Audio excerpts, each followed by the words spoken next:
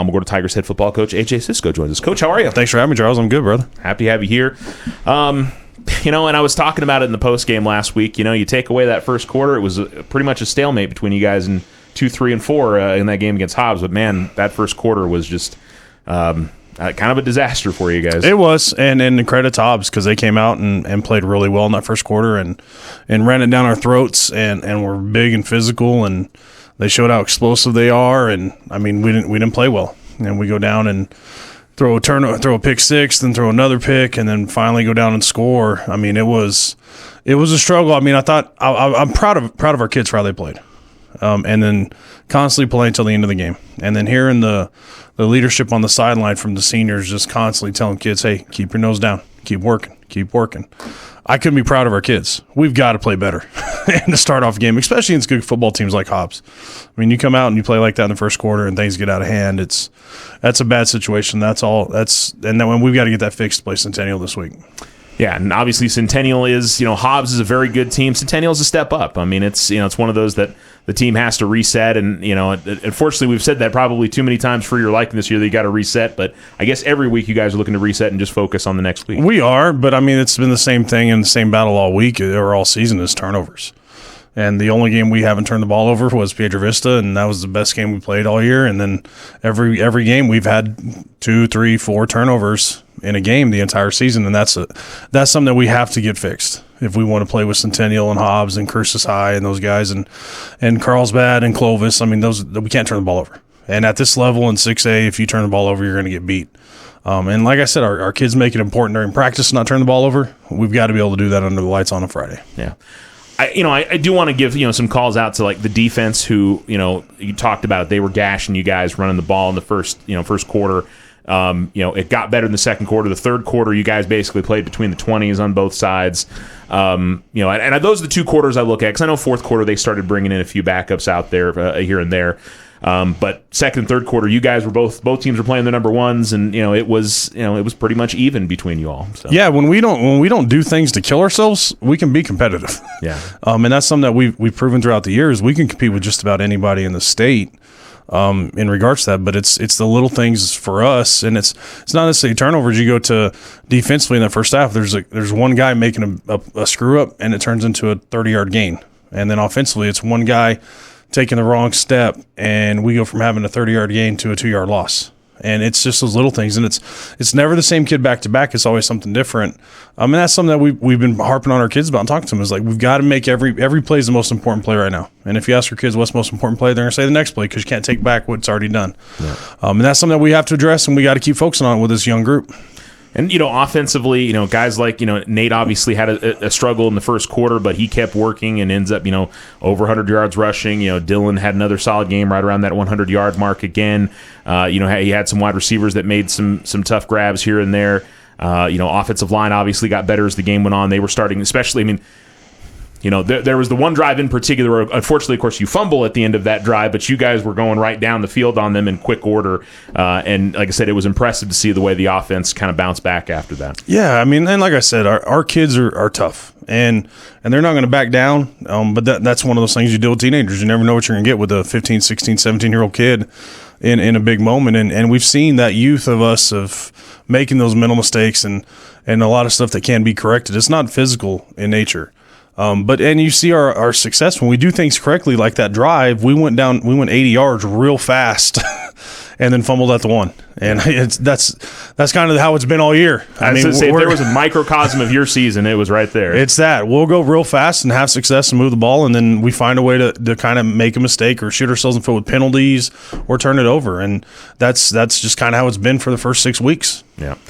So you get Centennial this week, and maybe not as good of a Centennial team as they were a couple years ago. Man, they're so good. And I mean, it's similar to some of the teams in North, like the Rio Rancho schools and La Cueva. It just feels like they reload talent every single year. And we saw the quarterback that's obviously been doing well. He played as a backup in one game where he was filling in for the starter a couple years ago, and then of course the starter last year. So I mean, these are players and guys that you're very familiar with, and I will say against Centennial the last 2 seasons, you guys haven't been run off the field by them at all. At least I haven't thought so. No, and that's something that we play Hobbs. The only time we see Hobbs is when we play them on a Friday night. These kids have played Centennial since they were freshmen. and Centennial's played us, and we know each other. They know the kids. Those underclassmen games are competitive. It's one of those things that our kids know each other. They know what's expected. They know who's on the other team. They know the kids. They talk to them. They compete in other sports against them year round. So the shock factor is not there. We still got to play better. I mean, Centennial is a good football team. Coach Ocampo is one of the best offensive minds in the state in being creative. And what they're doing this year is something that he's never done. And he's utilizing the talent he has, and the Davis kid is for real. I told him last year he should have been your starter all year. Yeah, he's that talented, and I mean he's a Division I athlete to go play linebacker at a Division I school. That's how talented he is. And you go back to last year. Last year I think we had 400 yards of total offense and ran the ball well. It was the first quarter. I think we turned the ball over 3 times in the first quarter on very drives that we had going and positive. And after that it was kind of a stalemate. And that's something that we have to address. And we got to play well against Centennial. I mean, it's a good football team. There's a reason why they're ranked in the top 2 or 3 in the state. To go up to Cleveland and beat Cleveland at Cleveland is a big deal. And our hands are full come tomorrow night on Thursday. Yeah, well, and the biggest thing, I don't think they've scored less than 30 points in a game this year. They've put up 70 against Artesia this year. They certainly, if you guys have the kind of game that you had at the beginning on last Friday, I mean, they can put up points and put up points in a hurry. I mean, I imagine it's the same discussion with the kids that just like you've been talking about, focus on the next play and don't worry about if they go down and score on you on that first drive, don't let your mind get sucked into maybe a negative place, right? No, and our kids have done a good job about that. If you look at those turnovers last week, a lot of it is our kids are putting a lot of pressure on themselves to, if we give up a touchdown on that opening drive, you can kind of see our kids like, hey, we got to score here, we got to score here, we got to score here. And we start pressing to trying to make plays and doing a little bit extra. And then you can see those mistakes start piling up in that regard. So it's one of those things, like we told them last week, Hobbs is going to score. Centennial is going to score points. All right, we understand that. How do we respond? And that's the key is when we do get stops, are we able to capitalize on those stops? And that's, if we can do that and get the stops and then capitalize, we're going to have a shot in the fourth quarter. And the defense should have confidence that they can get stops. They've played a lot of good offenses this year, and you all have been able to get stops throughout the game. And so, instead of worrying about the fact that, hey, we're giving up touchdowns, realize that you're going to have more than one opportunity in this game to go out there and stop them. We will, and you can see that with our kids. And once they get into the feel of the game, they kind of settle in and start playing better and play well. Our big issue is we have not started the halves very well. One of our goals is to score each opening possession in the half, and we haven't done that. And then the other one is capitalize on turnovers. And if we get a stop, we kind of treat that as a turnover on mine, and we have to capitalize on that offensively. And we haven't done that very well all year. And that's something that when our defense does get stops, because we're going to get stopped at times too.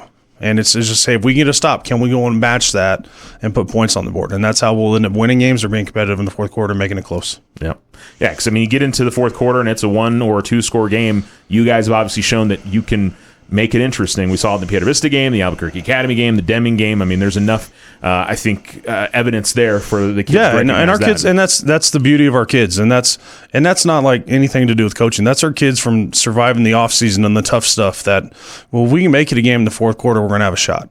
And that's strictly on our kids and their toughness and their mental toughness to handle those moments, because they've been through tough times.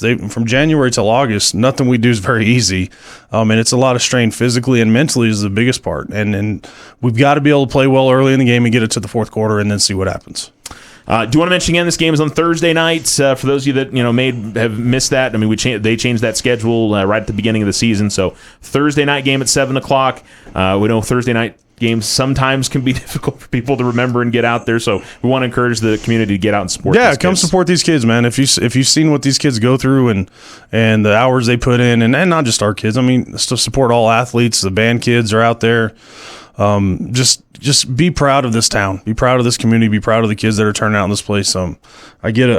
I couldn't be proud of our kids and the young men they're turning into, because I get a bunch of texts and emails from people and telling me stuff that I haven't even talked to our kids about, and how respectful they were. And like I said, that's not just our kids. That's all those kids in the high school. So this community, just come support all these kids and everybody. Be proud to be from Alamogordo. Yeah, and I don't know how often I hear about the kids when they go to elementary, your players when they go to elementary schools and do that thing.